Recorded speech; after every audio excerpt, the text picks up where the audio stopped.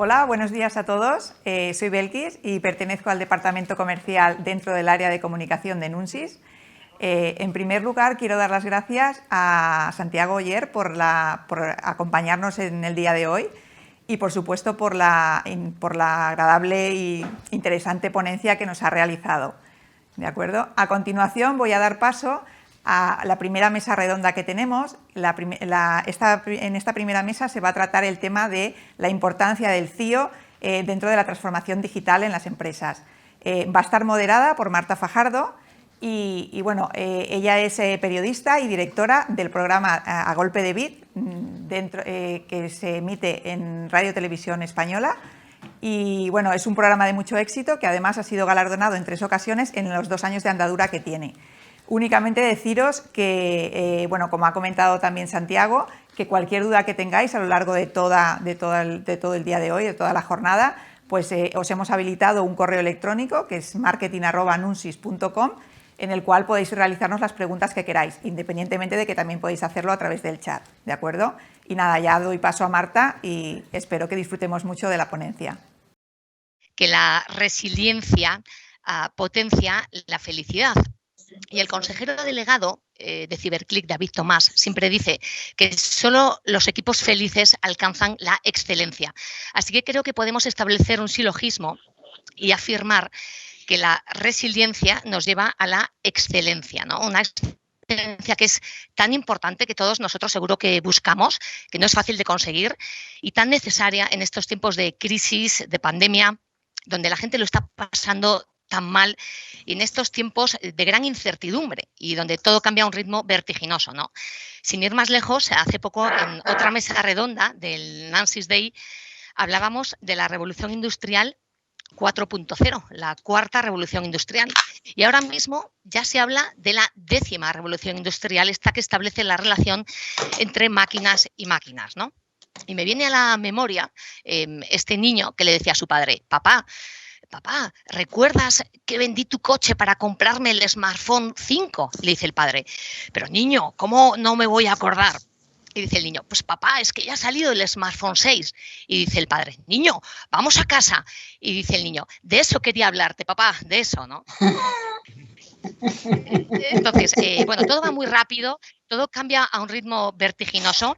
Y seguro que nuestros 4 expertos, nuestros 4 invitados en esta mesa redonda, nos van a hablar de innovación, de cambios vertiginosos, por supuesto, de sus experiencias de resiliencia y de excelencia, que tendrán muchas, seguro, ¿no? Ellos, como decimos, son 4 expertos en el sector TIC, el sector de tecnologías de información y comunicación, y es un lujazo presentarlos a ellos, que forman parte de esta mesa redonda titulada El papel del CIO como agente de la transformación digital.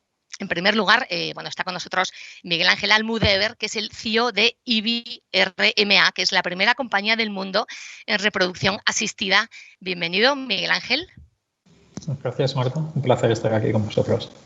Bueno, Miguel Ángel es ingeniero superior en informática, es experto en gestión, tiene ya 15 años de experiencia en desarrollo de sistemas y da mucho valor al trabajo en equipo. Dice que en su día a día es imprescindible saber escuchar. Qué difícil, Miguel Ángel, saber escuchar, ¿verdad? Sí, hoy intentaremos escucharte tranquila. Bueno, y sin duda a todos os escucharemos a vosotros. IBI-RMA Innovation es un pilar fundamental de vuestra compañía que fusiona ciencia y tecnología. Contáis con 7 centros de investigación. ¿Cuáles son las claves de esta experiencia innovadora tecnológico-científica? Bueno, son muchas. Es que la innovación realmente está en los valores, en el ADN de la compañía, ¿no? No entendemos la empresa sin innovación, porque la innovación es lo que nos lleva a tener los mejores resultados clínicos, ¿no? Para ayudar más a las pacientes.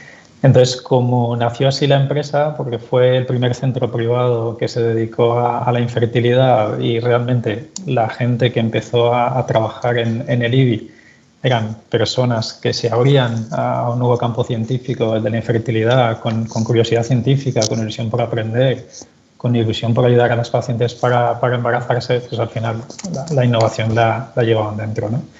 Y entonces es algo que que con el tiempo se ha mantenido, se ha intentado traducir en hechos también, ¿no? Porque a medida que la empresa crece las cosas se complican, pero, por ejemplo, la investigación está dentro de los objetivos de todo el personal clínico de la organización, es decir, tienen que participar en proyectos de investigación, tienen que publicar papers en congresos científicos. Entonces, eso les obliga a plantearse retos, a seguir investigando, innovando, y eso es lo que permite a seguir creciendo, ¿no? Entonces, bueno, para nosotros, desde el punto de vista del CIO, del Departamento de Informática, pues al final se traducen muchos retos, ¿no? Herramientas como Data Lakes, trabajar en normalizaciones de datos, para investigación artificial, para proveer de información a Big Data, para buscar elementos de IoT que permiten monitorizar a los pacientes en remoto, ¿no? Pues entonces, al final también nos exige a nosotros y a toda la organización, con lo cual es un proceso continuo donde verdaderamente es muy agradable poder trabajar en IBI porque es una evolución constante. De retos, seguro que vamos a hablar mucho en esta mesa redonda. También nos acompaña Jorge Ferrer, que es el director de cumplimiento y tecnología de Goodman Global, que distribuye materias primas para la industria. Bien hallado, Jorge. Buenos días, Marta. Encantado de estar aquí. Jorge está especializado en seguridad de la información y programas de TI complejos. Vuestra compañía tiene ya 80 años de vida. Felicidades, es una gran noticia. Muchas gracias. Ahora ya por los 100, estamos ahí. A por los 100. 4.000 clientes, presencia en más de 50 países, que se dice pronto. ¿Qué protagonismo ha tenido y tienen las tecnologías de la información en esta brillante andadura empresarial de Goodman Global? Pues bueno, voy a un poco a referenciar lo que ha dicho Miguel Ángel, ¿no? Yo creo que en nuestro ADN desde hace muchísimos años se le ha dado un protagonismo especial a las tecnologías de la información, ¿no? Para que te hagas una idea, nosotros empezamos con la transformación digital, en otra medida podemos decir hace muchos años, ¿no? En el año 55 tuvimos ya una primera máquina mecanizada y algunas computadoras. La primera hace ya pues, en el año 66, 67, o sea que llevamos a más de 50 años trabajando con tecnologías. Evidentemente ahora estamos en un momento histórico, en un momento a nivel de eclosión de tecnologías y de uso de la tecnología con nuestros clientes también muy alto, ¿no? Pero es una reflexión que tenemos que tener presente, ¿no? Que hace ya décadas que las organizaciones han ido transformando en cierta medida con innovaciones que no son las que tenemos actualmente y han venido de cambio también de las personas, ¿no? Entonces, creo que la tecnología nos ha acompañado durante muchos años, nos sigue acompañando y nos sigue ayudando a crecer y a adaptarnos también a los tiempos, que creo que ha sido una de las claves de éxito de nuestra empresa, ¿no? El saber, con el paso de los años, saber qué necesitaban nuestros clientes y cómo tendríamos que ir evolucionando con ellos, ¿no? Y de la mano, por supuesto, siempre de tecnología y de hacer eficientes nuestros procesos, porque como bien indicas, son muchos países, son muchos clientes, es mucho volumen y tenemos que tener unos sistemas de información, en nuestro caso, de alta eficiencia y muy bien preparados para soportar este crecimiento, ¿no? En esta mesa redonda también está Norberto Ortiz, que es el TIC Manager de Giorgio Armani. Bienvenido, Norberto. Buenos días, Marta, buenos días a todos. Norberto, como seguro que vosotros, como los cuatro, es apasionado de la tecnología y de la información y de la innovación. Es profesional ecléctico, autodidacta. Norberto. Sí, bueno, este es un sector absolutamente cambiante, en constante evolución y es realmente lo tienes que llevar en el ADN para realmente dar servicio a tus compañías, ¿no? Bueno, esta nueva pandemia ha impulsado definitivamente el comercio electrónico con subidas exponenciales de ventas, lo comentábamos un poquito antes de empezar la reunión. Tú te muestras feliz, dices, ante los nuevos desafíos. Hemos hablado antes de retos. ¿Cuáles son los nuevos desafíos tecnológicos a los que deben hacer frente las empresas y, por supuesto, también Armani? Bueno, yo las opiniones que voy a dar también un poco aquí, conociendo un poco el mundo de la moda, son desde un punto de vista personal, ¿no? Tampoco quiero que se entienda como un poco la imagen de lo que puede ser mi compañía, en la que desempeño ahora mismo mi labor, ¿no? Efectivamente, ha habido un gran incremento del comercio electrónico, no había otra. Yo creo que estoy convencido de que ha habido gente que ha comprado online por primera vez en su vida obligado porque no podía salir de casa, no quedaba otra, ¿no? Como antes comentábamos, pues en cierta forma el tema del paradigma que está cambiando ha obligado a muchísima gente a hacer cosas que anteriormente no hacía, ¿no? En el mundo de la moda los incrementos han sido significativos, estamos hablando de crecimientos en torno de entre un 40 y un 70% en la venta online de ropa en el sector, lo que está ayudando un poco también a llegar a lo que muchas compañías pensaban que realmente que era su objetivo final, que era tener que el 25%, digamos, de las ventas fuesen online. Bajo mi punto de vista, no sé cómo quedará este porcentaje porque yo creo que la gente la experiencia de venta física la va a querer siempre y estamos deseosos de comprar en las tiendas, con lo cual realmente en el mundo de la moda esa relación entre la tecnología y el mundo físico de la tienda todavía tiene que, digamos, acoplarse, ¿no? Sí que es cierto que eso obliga a tratar un término que se utiliza mucho en el sector, que es el término del omnicanal, ¿no? El canal único, ¿no? El cliente busca en ese sentido estar absolutamente, digamos, tratado vía web, vía física, que se la reconozca. Entonces eso genera un gran reto a las compañías de moda de tener identificado a su cliente, por dónde está, digamos, su cliente contactando con ellos. Pero como decía Ferrer anteriormente, esto no deja de ser lo que hemos hecho toda la vida, ¿no? Que es un poco digitalizar las compañías. Es decir, es que se habla mucho de este concepto de digitalizar la compañía, ¿no? Llevamos años haciendo todo esto, ¿no? Que no deja de ser otra cosa que convertir sistemas de información manuales en sistemas de información informatizados, que agilicen procesos, que te ayuden a ver un poco dónde están tus márgenes, cuáles son tus productos que se están vendiendo más, por qué. En definitiva, encontrar un poco un equilibrio correcto entre, digamos, tu portfolio de productos que estás poniendo en las tiendas y tu demanda, ¿no? Sí que es cierto que ha cambiado mucho todo esto en estos años, porque anteriormente era inasequible para muchas compañías abordar proyectos de IT que le permitiesen hacer toda esta serie de cosas, pero afortunadamente tanto los desarrollos de software como de hardware son ahora mucho más asequibles a todo el mundo, ¿no? Has hablado de omnicanalidad, una palabra clave, y aseguras que la gente quiere ir a la tienda física, ¿verdad? A la gente le sigue gustando, necesita ese contacto. Mira, yo te puedo decir una experiencia personal mía. Yo trabajé en su momento en las .com, que fue el primer boom de Internet y se decía que se iba a vender absolutamente todo por Internet. Y yo decía, bueno, es que un sofá no se va a vender nunca por Internet. O sea, se puede vender, ¿no? Todo se puede vender, ¿no? Pero la gente quiere comprarse, sentarse en un sofá y probarlo, ¿no? Entonces, hay cosas que la experiencia digamos, de tocar un tejido, de tocar determinadas cosas que van asumidas al confort, etcétera, etcétera, yo creo que la tienda física todavía tiene mucho que decir, pero obviamente estamos hablando de una tienda física muy conectada con el mundo digital. El cuarto componente de esta mesa de lujo es Albert Sierra, que es el CEO de Cambra Barcelona, que todos sabemos que es la Cámara de Comercio e Industria de Barcelona con un gran peso empresarial. Bienvenido, Albert. Muchas gracias, Marta. Buenos días, compañeros.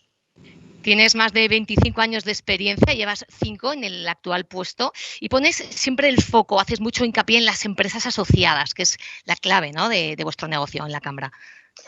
Bueno, la clave en definitiva es ofrecer, es acompañar a las empresas y ponerlas en el foco, ¿no? Es decir, internamente lo pones el foco en los empleados y nosotros ponemos externamente el foco en las empresas. Y más en este contexto pandémico, ¿no?, que nos ha tocado vivir en esta grave crisis económica donde todo el asesoramiento, toda la ayuda que podemos dar a las empresas y autónomos a adaptarse a la nueva realidad es poca, ¿no? En definitiva, al final se trata de poner por un pool de servicios, acompañar a las empresas, acompañar a esos emprendedores en la puesta en marcha de sus negocios, de todas esas iniciativas y lo hagan con cierta solvencia, ¿no? Y para eso está la Cámara, para ayudarlas en esa internacionalización, en el sector del turismo, del comercio, en la innovación, en los proyectos europeos, en la formación. Al final se trata de acompañarlos. Es un momento delicado, es un momento en el cual las empresas tienen que focalizarse en su core, en salir adelante y no prestar atención a otros elementos que pueden de alguna manera perjudicar esa evolución. Y en ello estamos y en esto estamos trabajando. Albert, dices que la transformación digital no es opcional ni negociable para las empresas, pero reconoces que esta transformación es una oportunidad no exenta de riesgos. ¿Cuáles son esos principales riesgos? Es importante entrar en el detalle. El principal riesgo de la transformación digital nosotros lo entendemos que es no afrontarla, básicamente. Hace unos años era una oportunidad, pero ahora ya se ha convertido en una prioridad innegociable. A ver, es un proceso madurativo muy normal, ¿no? Es decir, la tecnología siempre ha estado al lado de las empresas, es decir, ya han evolucionado con ellas. Lo que pasa es que en el contexto actual ha pasado que la tecnología ha evolucionado muy rápido, de forma exponencial, y las estructuras empresariales corporativas se han quedado un poco más retrasadas. Eso, al final, lo que comporta es afrontar la transformación digital.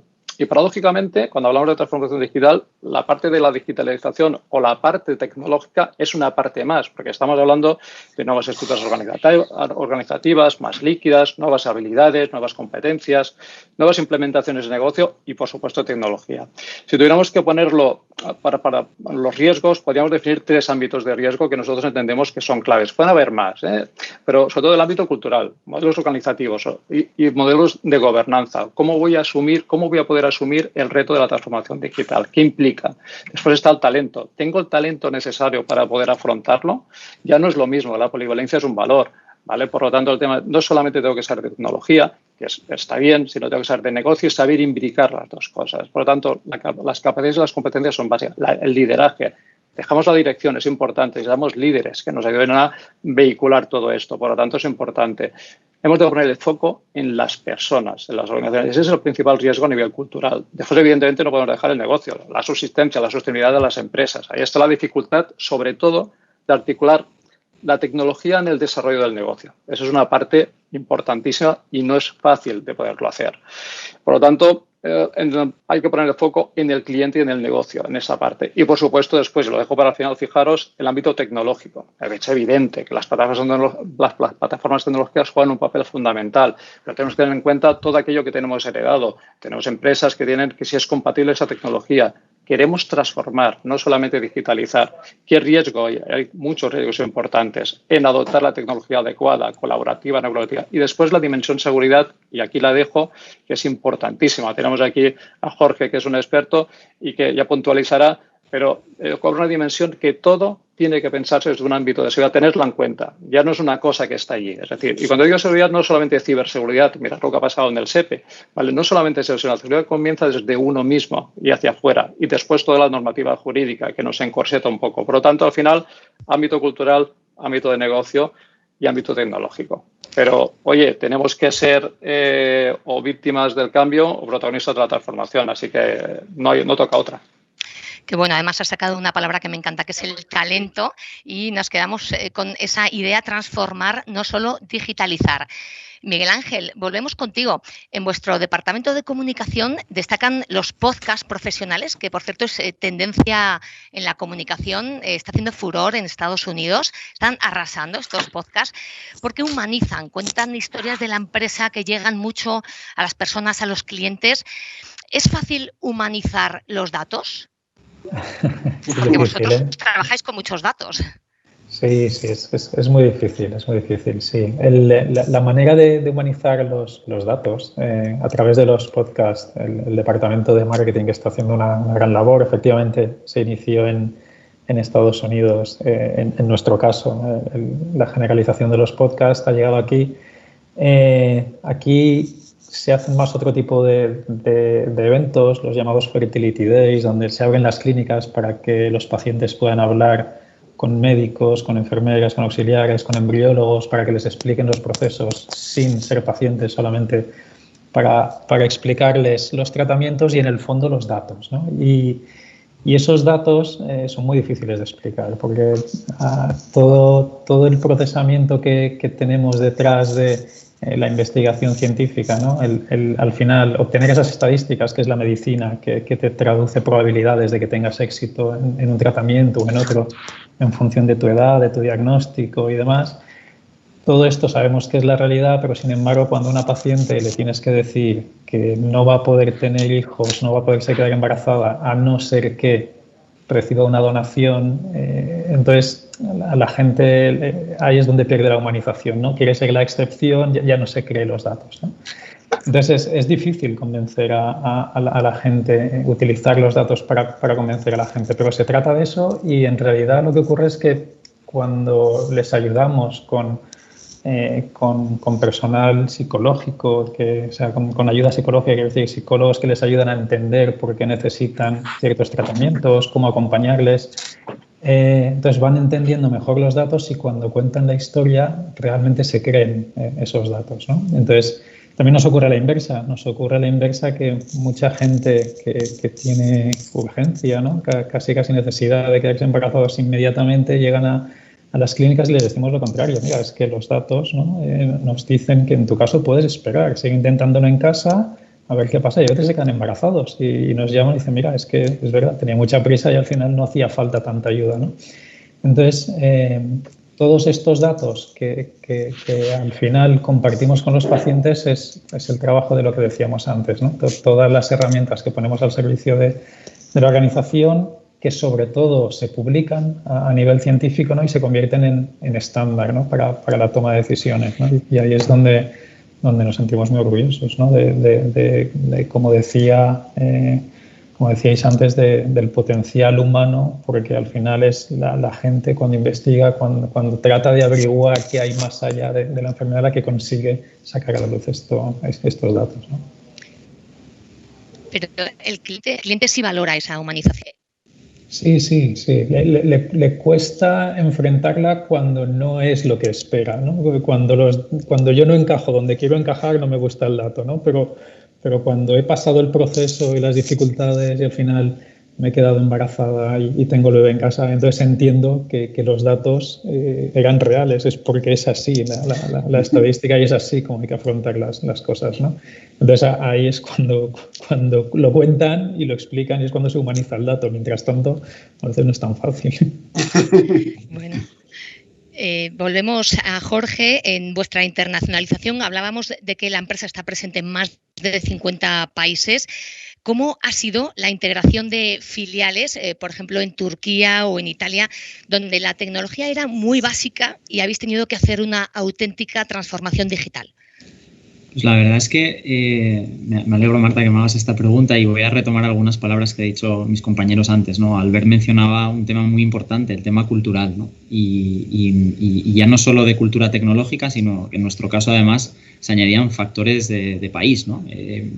Creo que es muy importante que tengamos en cuenta siempre eso, que al final una innovación, por muy brillante que sea, si no tenemos a personas capacitadas para usarla, es completamente irrelevante, ¿no? Es decir, al final es una de las claves, ¿no? Entonces, en nuestro caso, la verdad que el proceso fue, como decía Norberto, ¿no? Es nuestra experiencia propia, no digo que sea mejor ni peor, pero creo que hemos aprendido mucho con él. Hemos sido capaces de ir a países donde el origen de las compañías eran completamente distintos, ¿no? En Italia adquirimos 2 empresas pequeñas del norte de Italia, pequeñas de una facturación bastante pequeña, muy pyme, si me permites la expresión, en cuanto a sistemas de contabilidad muy básicos. Y en Turquía empezamos completamente de cero. O sea, son ejemplos de crecimiento inorgánico y orgánico completamente distintos. Y al final los equipos, como comentaba Albert, fueron clave, ¿no? Montamos equipos multidisciplinares, no solo desde el área tecnológica, porque con nuestros sistemas va nuestro know-how, va nuestro modelo operativo, va nuestra manera de trabajar, ¿no? Es decir, al final siempre tendemos a pensar en implantar algo. Vamos a poner nuestro ERP. Bueno, pues no, es que no puedes dejar caer tu manera de trabajar a personas que no conocen cómo trabajas, ¿no? Entonces, creo que este tipo de proyectos son mucho más interesantes y salen mucho mejor cuando se afrontan desde equipos multidisciplinares, como fue nuestro caso, con una participación muy activa del área financiera, coliderando el proyecto con nosotros, y conseguimos, bueno, uno de nuestros éxitos en Italia. Al final, en 5 años hemos duplicado facturación, ¿no? Para que os hagáis una idea. Entonces, creo que a través de los sistemas hemos sido capaces de implantar nuestra manera de hacer las cosas, que en el caso de España nos ha dado mucho éxito, mucho recorrido, si lo queremos ver así, y ahora lo hemos conseguido exportar a través de la tecnología, ¿no? Es decir, hemos conseguido que las personas trabajen como nosotros trabajamos en España, adoptando también y enriqueciéndonos de sus culturas y de sus maneras de hacer. O sea, no es solo de nosotros hacia ellos, ¿no? Sino de ellos hacia nosotros, ¿no? Y creo que eso ha sido un éxito. Ahora gestionamos todo desde España de manera centralizada. No tenemos equipos de TI en los países, sino que estamos completamente centralizados aquí, con lo cual a nivel de eficiencia también creo que ha sido muy práctico, y cualquier cuestión que implantamos aquí la desplegamos en todos los países de manera unificada. Si cambiamos cualquier proceso interno, afecta a todos los países y movemos a la organización a través de la tecnología. Entonces yo creo que ha sido muy interesante, ¿no? Nuestro enfoque. Qué bonito, además, ese intercambio cultural y qué interesante. Norberto, de las tendencias del marketing digital, que son muchas, por ejemplo, chatbots, realidad aumentada, machine learning, ¿cuál crees que es y será más disruptiva?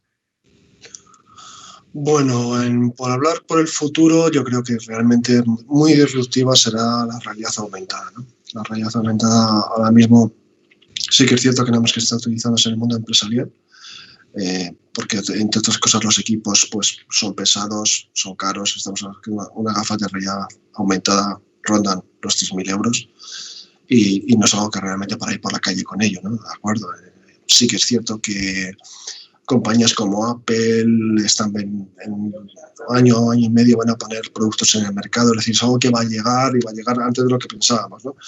Y se implementarán tanto en el sentido de que realmente sean dispositivos como las gafas que llevamos actualmente y que nos permitan ver información agregada, que con la tecnología también del blockchain tendrá mucho que decir, porque al final el consumidor cada vez va a querer saber más dentro de un entorno en el cual cada vez la gente está mucho más preocupada por de dónde vienen los productos, cómo se han fabricado, la huella de carbono, que también es algo que va a llegar ahí, que la gente cada vez va a ser más sensible a, bueno, estoy comprando esto, pero qué impacto medioambiental tiene. Y la realidad aumentada, eso al consumidor final sí que le va a permitir, digamos, pues a lo mejor tener esa información agregada cuando estaba haciendo su proceso de compra, que bueno, pues yo creo que de cara al marketing pues puede ser. Pero ahora mismo no es algo que sea tangible ni que se pueda poner en mercado. Eso es así, ¿no? Básicamente porque los dispositivos pues son voluminosos y caros, ¿no? Hablando del mundo actual, o sea, en la fecha de hoy, para mí obviamente es un concepto que se habla en todos los periódicos, que es el Big Data, ¿no? El Big Data como es el concepto claro del marketing, el conocer a tu cliente, entender los comportamientos de tus clientes, adelantarte a tu cliente. Y es algo que los departamentos de marketing, hablaban mis compañeros de cambios culturales, de adaptación, pues bueno, pues tienen que acoplarse a que realmente al final no dejan de ser, sobre todo en el mundo de la moda, analizar el dato, qué está pasando con el producto, qué está pasando con el cliente, es algo fundamental. Y son proyectos en los cuales yo creo que todas las compañías del sector retail, antes o después, si quieren hacer un marketing eficiente, van a tener que subirse sí o sí, ¿no? O sea, es como decía Alberra, no es que anteriormente lo podía hacer porque me daba una ventaja competitiva, no, ahora lo tengo que hacer porque si no estoy fuera, básicamente. Eso. Qué bueno, o sea que tomamos nota, Norberto, realidad aumentada, blockchain, tan ligado a los bitcoins, que además están ahora tan de moda los bitcoins, y a la economía sostenible y, por supuesto, Big Data. Muy bien, Albert, seguimos avanzando. Vosotros, desde la Cámara, asesoráis a empresas de distintas conocimiento. ¿Qué tecnología no puede faltar en una empresa que necesite reforzarse o ponerse en marcha? Buena pregunta. Yo distinguiría aquí dos facetas. Primero, depende mucho del contexto del negocio, de la complejidad, del tamaño de la empresa. Es decir, hoy en día la oferta es enorme, ¿vale? Ya hay tarifas para todos los gustos. Hemos de empezar por ahí. Pero yo distinguiría dos cosas. Una empresa que empieza, lo que tiene que hacer es centrarse en el core de su negocio, en su vertical. Por lo tanto, la tecnología la tiene que ver como un sostén, lo que decíamos al principio. Por lo tanto, oye, vete a la nube, pago por uso y que los costes sean los mínimos y céntrate en tu negocio. Otra cosa es cuando empezamos con las empresas que ya tienen una tecnología en marcha, estamos hablando como de los compañeros que están aquí delante. Es el tema cambia, hay que analizar qué tienes, compatibilizar. En definitiva, para hablar de tecnología, yo distinguiría diversos paquetes, ¿no? La tecnología de soporte operativa o de propósito general, que sería pues, ese paquete financiero que necesitas para tener tu facturación, tu contabilidad, tus pasadas de pago o cosas relacionadas con tus recursos humanos. Estamos hablando de esos ERPs que de diferentes tamaños que los puedes implementar, complementar o integrar. Después, la tecnología más orientada a negocio, ¿vale? Que aquí el propósito de negocio, es decir, ese CRM que no puede faltar en ningún sitio, donde tienes que tener toda la gestión con tus clientes, esa comunicación constante con tus clientes, que puedas trazar lo que estás haciendo, lo que dejas de hacer con tu cliente, omnicanalidad, ¿vale? Es decir, multicanal, no omnicanalidad, ¿vale? Conocer al cliente, como decía Norberto, es decir, predecir, avanzarte, ser proactivo, ¿vale? Por lo tanto, básico. Y esas herramientas de Business Intelligence que nos ayudan a eso que estamos diciendo, es decir, tu CRM, tu comunicación activa y poder analizar. Hay que medir todo lo que hacemos. hacemos, hay que saber, hay que tener el conocimiento de todo lo que estamos haciendo interna y externamente. Y después, si me dejas decir, pues si tienes una web de tal tamaño tal, si quieres implementar un chatbot, que hoy en día ya son muy baratitos, pues también lo podemos colocar. Oye, tienes un poquito de inteligencia artificial que por el futuro va por ahí, pero hemos de mirar exactamente qué necesitamos. Pues hay otra parte que dejamos a veces y que cada vez se está implementando con más fuerza a diferentes niveles, que es la tecnología colaborativa. La tecnología colaborativa es básica porque es lo que decíamos, pero es un cambio cultural dentro de las empresas. Hay que compartir, hay matricialidad, hay que hacer democratizar la información, que llegue a los sitios, eliminar los silos. Eso solamente lo podemos hacer con tecnología colaborativa y personas que tengan la capacidad de explotarlas, de compartir. Eso estimula la innovación que comentaban los compañeros, incrementa la productividad. Y, por supuesto, vuelvo a sacar la seguridad, ¿vale? Aquí Jorge se pondrá contento, pero es que es así, tecnología de seguridad. Aquí hay dos tipos, la de toda la vida, la preventiva, desde antivirus, bla, bla, bla, a la de contingencia, básica y súper importante. No solamente por mi propia empresa, sino por mis clientes. Mi imagen está en el terreno de juego. Lo que decía antes don Berto, es decir, no nos podemos permitir pues, que una de nuestras empresas se vea perjudicada por ello. Por lo tanto, yo diría al final, ojalá siempre fuera una tecnología fácil, fuera ágil, rápida y muy eficiente. Eso es lo que tenemos que buscar, ¿vale? Pero yo lo distinguiría de esta manera. Jorge, vas a tener que hablar luego algo de ciberseguridad. Por supuesto, claro que sí. Ahora haré una pequeña conversación. Claro que sí, si me lo permites, Marta, por supuesto que lo haré. Por supuesto, sí. Y Miguel Ángel, no sé si estarías de acuerdo con esa tecnología colaborativa que ha destacado Albert. Vosotros desde IBI-RMA, ya lo hemos dicho, sois la primera corporación del mundo en reproducción asistida, estáis en 11 países. Aunque no nos desveles la fórmula exacta del éxito, ¿dónde radica la receta para liderar el cambio? Ojalá supiera la fórmula exacta. Ojalá supiera la fórmula exacta. Pero la parte colaborativa es cierto que es muy importante, ¿no? Yo creo que en tener una fórmula mágica para liderar el cambio, es cierto que aunque hablamos de que el IBI empezó hace 25 o 30 años, ¿no? La colaboración fue la base del éxito, porque el crecimiento que tuvo la empresa fue fundamentalmente orgánico. Entonces, la manera en la que se fue expandiendo el IBI fundamentalmente era a través del profesor Pellicer, el profesor Remoy, fundadores de la empresa, que lo que hacían era que traían a Valencia a los recién titulados, ¿no? en medicina, que querían especializarse en infertilidad, que venían a Valencia a aprender y que después volvían a su ciudad de origen, en España, en Latinoamérica, en cualquier sitio, y ahí seguían trabajando con los procedimientos que ellos mismos habían definido en conjunto, ¿no? con los fundadores más lo que ellos habían aportado, ¿no? Entonces, es otro modo, no es a través de Teams. Hace 25 años no estaba Teams, pero no dejaba de ser esa misma fórmula, ¿no? Luego, intentando también pensar otros factores, ¿no? Yo creo que la disrupción para liderar el cambio, y lo vemos continuamente en muchas empresas, ¿no? En los unicornios tecnológicos, ¿no? Al final plantean formas distintas de hacer las cosas. Claro, cuando empezó IBI lo que planteaba era tener un niño con ayuda de fecundación in vitro. Entonces, esto socialmente era muy complejo, ¿eh? La gente tenía miedo de contarlo, ¿no? Yo es que mi niño se ha hecho en un laboratorio, ¿no? Entonces, se cambiaron la manera de hacer las cosas y hoy en día socialmente ya está aceptado y está naturalizado y no hay ningún problema en eso, ¿no? Y yo creo que desde el punto de vista de lo que estamos hablando hoy, ¿no? de la parte de tecnología, yo creo que una estructura muy sólida, ¿no? Desde el primer momento, esta colaboración, estos protocolos que se definían de trabajo fueron acompañados por los sistemas, ¿no? Tanto para introducir los datos como para gestionar los procesos, como para compartir protocolos clínicos, de laboratorios, de cualquier cosa, ¿no?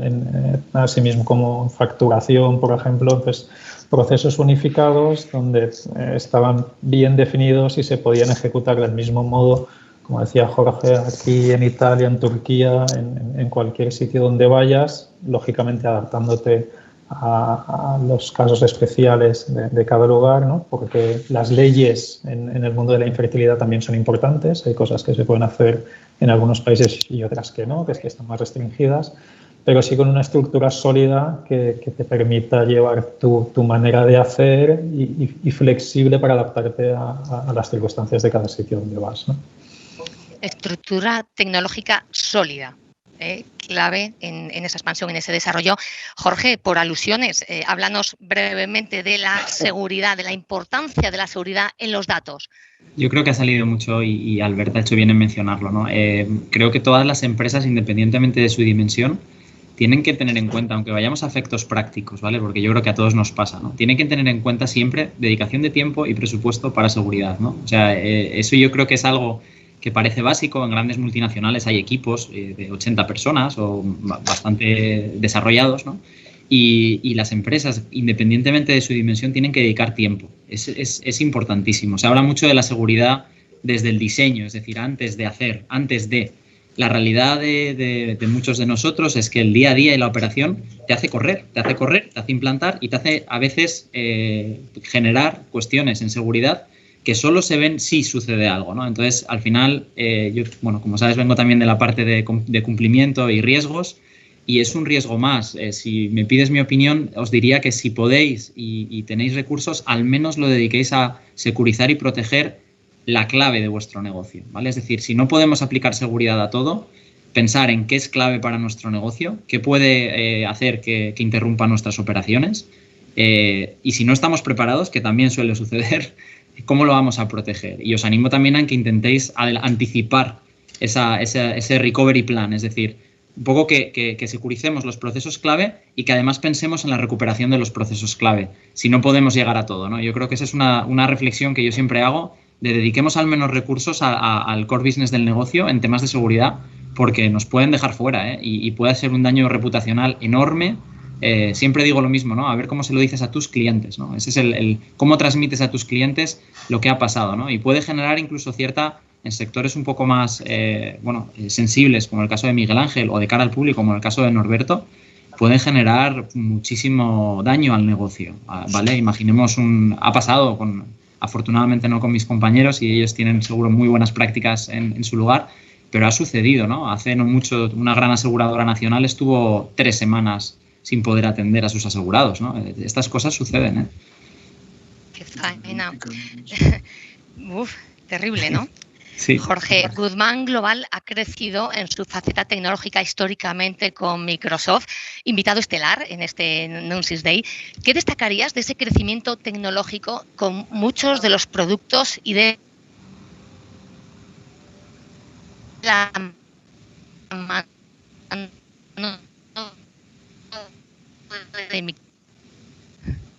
Disculpa, Marta, se ha cortado un poco, pero bueno, me ha parecido entender que nos preguntabas por nuestro journey con Microsoft, ¿no?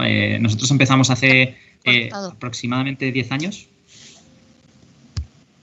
con ellos, en el año 2010, un poco más, y como toda empresa, ¿no? Con un clásico, ¿no? Con el ERP, ¿no? Empezamos por ahí, ¿no? Y hemos crecido muy, muy ampliamente con sus productos, desde CRM, Power BI, Teams, SharePoint. Tenemos todos nuestros servidores, o prácticamente todos, en Azure. O sea, vamos a un modelo completamente integrado, y destacaría en nuestro caso que es un partner que nos está ayudando a facilitar las cosas a la hora de tomar decisiones, ¿no? Porque tienen prácticamente soluciones para todo tipo de inquietudes, y nos permite afrontarlo desde una manera integrada, que también es algo que el propio Microsoft ha madurado, ¿no? Con este tiempo, incluyendo cuestiones de seguridad como el Microsoft Score, o integrando herramientas como Power BI con CRM y con el ERP. O sea, yo creo que una bondad que estamos viendo, que nos hemos beneficiado mucho, es estar en una suite completa de Microsoft, y sus productos cada vez, si me permites la expresión, se hablan más entre ellos, ¿no? Y eso es muy, muy bueno para nosotros también. Qué bueno, hay comunicación interna ahí. Sí. Bueno, Norberto, volvemos con Giorgio Armani. Tú en concreto destacas la importancia de la ventaja competitiva a raíz de los datos y de las TICs. ¿Cómo se puede garantizar la privacidad y la seguridad? Bueno, esa pregunta con quizás las tecnologías se la tendría que hacer a Jorge. Finalmente, efectivamente, una de las cosas que como bien ha comentado Jorge, como el Internet... Hola, Norberto, ¿se me está cortando? Pero se corta. ¿Vosotros me veis? Sí, a ti sí, está Norberto. cortando. Sí, se corta. Me voy a cambiar de sitio porque creo que se me está cortando, perdona. ¿Te vuelvo a repetir la pregunta? No, yo te he oído la pregunta, Marta. Vale. Me voy a cambiar de sitio, Norberto. Vale. Cuando quieras, Norberto. Vale, bueno, pues lo que te estaba comentando, que realmente es una pregunta que también Jorge podría responder perfectamente. Esta intercomunicación, se habla de que dentro de... Yo la última vez que escuché algo, decían que por el 2025 habría 75 millones de dispositivos de IoT conectados y unos 75.000, una barbaridad de estas características, no son números que se te... Es complicado. Hay que indudablemente apoyar muchísimo y centrarse mucho, y forma parte de nuestro core de negocio la seguridad. O sea, es algo que tenemos que estar muy pendientes porque, como bien decía Jorge, el daño que te puede hacer tanto operacionalmente como a nivel de reputación puede ser muy, muy grande y tienes que tenerlo ya presente sí o sí. Yo creo que para ahora mismo, para cualquier persona de nuestro perfil, es algo que tenemos encima de la mesa y debemos tener siempre. Y es una seguridad que nos obligue a cumplir con el reglamento. Pero también tenemos que tener en cuenta, yo escucho muchas cosas y también quiero tranquilizar a ciudadanos que están escuchando. España siempre ha tenido un reglamento de protección de datos a nivel de los individuos muy por encima, a nivel, digamos, restrictivo respecto a otros países, y con la entrada del GDPR de la Unión Europea en los últimos años, 2018, eso se ha habido reforzado y realmente a nivel legislativo las cosas están ahí. Yo siempre digo que el GDPR es un cambio de cultura absolutamente a nivel de las empresas. Yo participo en varios proyectos de estas características y realmente el cambio de mentalidad ha sido absoluto en las empresas, tanto en cuanto a qué datos almacenan con las personas con las que interactúan, tanto sus clientes como sus proveedores o otros interlocutores que tengamos con ellos. Y las empresas tienen que haber aprendido absolutamente a guardar el dato, digamos, que es sensible y que puede ser susceptible de ser robado por ataques, etcétera, etcétera, el dato mínimo, y sobre todo trabajar muchísimo con lo que nosotros llamamos el dato agregado, ¿no? Que viene un poco en relación también de la pregunta que hacías anteriormente, con guardar datos de tendencias, por ejemplo, de clientes, etcétera, etcétera, pero sin que si esa información fuese robada, el que robase esa información no fuese capaz de identificar nunca jamás a una persona física, de dónde vive, dónde está, etcétera, etcétera. Eso es una cosa que es muy importante. Yo creo que también es una mentalidad que la empresa tiene que tener. Por un lado, seguridad, en el sentido de tengo que tener mis sistemas seguros para que mi información no sea robada, pero por otro lado también vamos a guardar la información que necesitamos guardar. No guardemos absolutamente cualquier información confidencial, que muchas veces es hasta irrelevante, ¿no? Es el concepto de guardar. Y bueno, ¿lo necesito esto? No, ¿me afecta a GDPR? Sí, no lo guardemos, indudablemente. Lo dejamos como un dato agregado, menos riesgos para todos. Eso es, yo creo, las dos vertientes para las cuales tiene que trabajar la industria de IT y personas como nosotros en los próximos años. Parece que están de acuerdo, todos los componentes de la mesa, ¿verdad? Han afirmado. Sí. Bien. Bueno, Albert, ¿crees que realmente uno puede llegar a emocionarse y a apasionarse con este mundo, con las TICs y con los sistemas de información? Y luego, ¿intentáis transmitir esta pasión a las compañías que acuden a la Cámara de Barcelona? Bueno, la pasión. Al principio, antes de entrar en directo, hablamos un poco del aprendizaje constante, de qué nos comportan las tecnologías. Al final, apasionarse, como en cualquier otra disciplina, la pasión y apasionarse lo comporta, ¿no? Es decir, es importante trabajar o sentir pasión por lo que haces, ¿no? Entre otras cosas porque reduce el estrés, ¿no? Y beneficia seguramente a la empresa, a tus compañeros. Por lo tanto, si beneficia a la empresa o al compañero, el ambiente laboral sale beneficiado, facilita la comunicación, la colaboración, etcétera. Otra cosa es cómo se lidera esa pasión, ¿no? Dentro, porque eso es un sentimiento que es propio de cultura de empresa. Entonces, si intentas transmitir esto, transmitirlo es complicado porque forma parte de un valor propio de esa cultura organizativa que tú tengas dentro. Por lo tanto, es importante que las empresas lo cultiven. Más que transmitir, intentamos hacerlo, por supuesto, pero al final es contribuir a que puedan hacerlo y acompañarlos en ese proceso. Y si lo podemos hacer adoptando todo el proceso de transformación digital, pues fantástico. Y si lo hacen con pasión, fantástico. Y nosotros le ayudaremos a que sea así. Al final es acompañar. ¿vale? Y es importante que en esta época que nos toca vivir es sentir pasión por lo que haces es necesario, ¿vale? Porque todos los que estamos aquí dedicamos muchas horas a nuestro trabajo. Por lo tanto, hacerlo a disgusto no es una opción, como tampoco es una opción no afrontar la transformación digital. Bueno, pues no sé si alguien quiere añadir algo más. Yo creo que la guinda está puesta. La verdad es que con la luz que han arrojado nuestros invitados, que además lo han hecho genial, los 4, y bajo el efecto hipnótico que producen en todos nosotros las tecnologías y la innovación, si os parece, ponemos punto y final a esta mesa redonda. Muchas gracias a todos, punto y seguido, porque continúa el Nurses Day cuando queráis. Eso, gracias a vosotros. Gracias. Gracias, Marta. Hasta luego. Gracias a todos. Gracias.